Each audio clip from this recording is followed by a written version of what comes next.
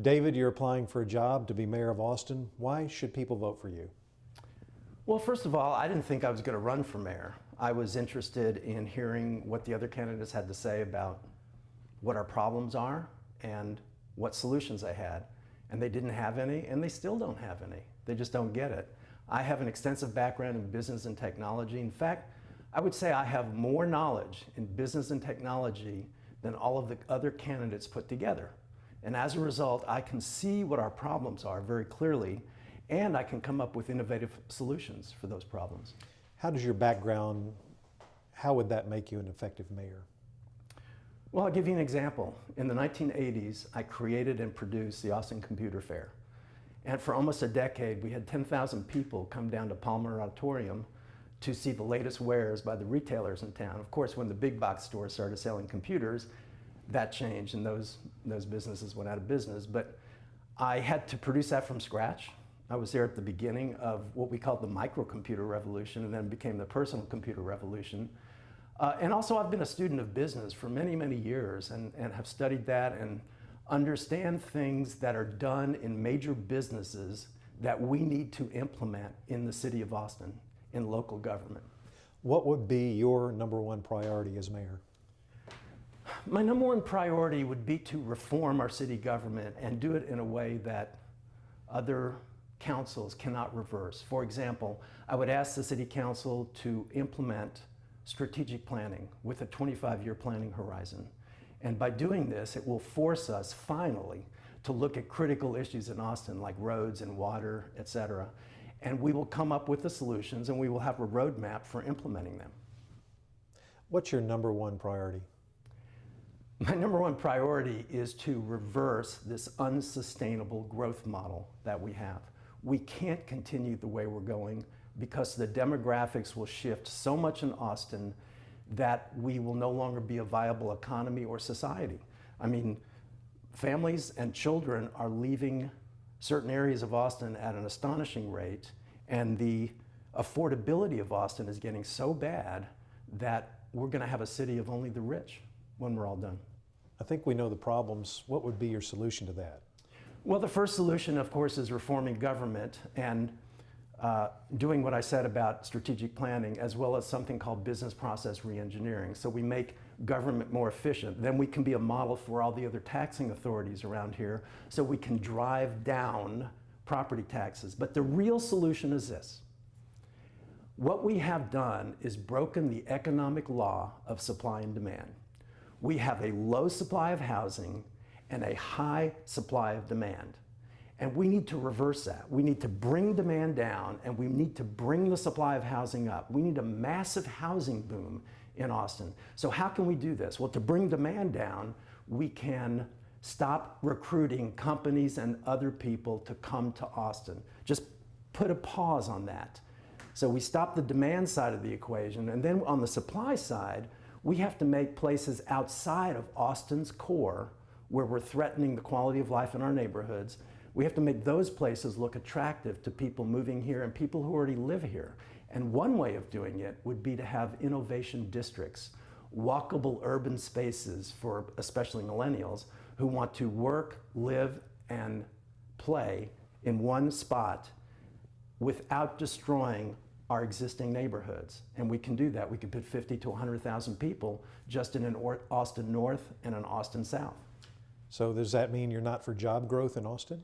Oh, in fact, when I said that we would not do any more recruiting outside of Austin, then the focus would have to be internally, because studies show that the best way to grow an economy is from within. So the City of Austin, especially their Economic Development Department and the Chamber of Commerce, should turn their gaze inward and develop all segments of the economy and businesses, not just high tech, so we can get our middle class back and we can grow the job base for people who live here. Does that mean government should get more involved in creating jobs? Yes, but government already is involved. We spend a lot of money on our Economic Development Department, and we have a contract with the Chamber of Commerce. We just need to change the terms of what we're doing so we focus inward instead of outward. I am dead set against incentives, subsidies, and fee waivers of any sort. You talk about having a strategic plan. A lot of people want some immediate action, especially on lowering property taxes. What would you do in your first 2 or 3 months in the job if you were to be elected? In the first week, I would ask for strategic planning. We would implement that within 30 to 60 days. We would rewrite the Imagine Austin comprehensive plan because it threatens our quality of life. I call it Imaginary Austin. We would then turn to the people who are rewriting the Land Development Code and ask them to show us what it would look like based on the new comprehensive plan. But I would also ask for some immediate reforms. For example, I would ask for a cui bono ordinance. That's Latin for who benefits. So every decision the council makes, we would add a paragraph that says who the primary beneficiary is, how and why they benefit, and if it's not the people, why not? And the city auditor would be in charge of that paragraph. I would also ask for a lobbyist calendar. So every single time a lobbyist contacts a city council member or a board or commission member, it goes on a calendar and the public gets to see what's going on behind closed doors. Would you consider neighborhood groups as being lobbying groups? A neighborhood group doesn't fit that definition, and I happen to be a neighborhood activist and advocate.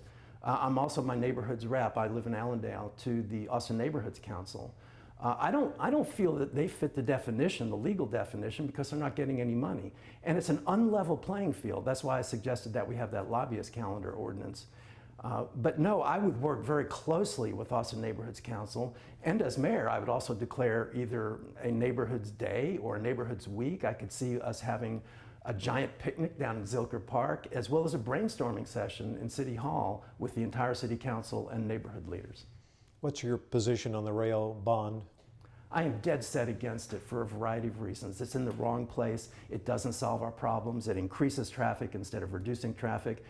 But the worst thing is it's incredibly inflationary. We need to lower the cost of living, not have the highest cost of living in the state. And we do that by having a true transportation infrastructure backbone. I don't care if it's down I-35, I don't care if it's down North Lamar, Guadalupe, South Congress. I talked to TxDOT. I said, can we put a subway from 183 to Ben White under I-35? They said, sure, knock yourself out. I said, you don't have to do an environmental study? They said, no, it's just limestone, it's no problem. We could also put an elevated track over the North Lamar, Guadalupe, South Congress. But until we have a good mass transit authority that we can partner with, and until we have a true transportation infrastructure backbone, I think we're going to continue to suffer. Some would say Capital Metro is in place. Isn't that an agency that would fit the bill for you? Well, Capital Metro would be the perfect agency to fit this bill. Unfortunately, they're incompetent and unreliable. They need to be reformed. I would ask the City Council to appoint me to both the Cap Metro Board and Campo Board. And then I would proceed as the watchdog for the people, because the mayor is going to be the only at-large member of the council now. As the watchdog of the people, I will report on what I find and agitate, in fact, fight for making the changes that are necessary to improve our quality of life. Not just preserve it, but to improve it. One final message to the people of Austin. Again, why should they vote for you? You know, we've had a government of the people and by the people, but if they vote for me, they're finally going to have a government for the people. I'm only focused on the people. In fact, my creed would only be, if it's good for Austinites, do it. If it's bad for Austinites, stop it. And I also subscribe to Lee Iacocca's dictum, lead, follow, or get out of the way. Thank you for being with us today. Thanks, Robert.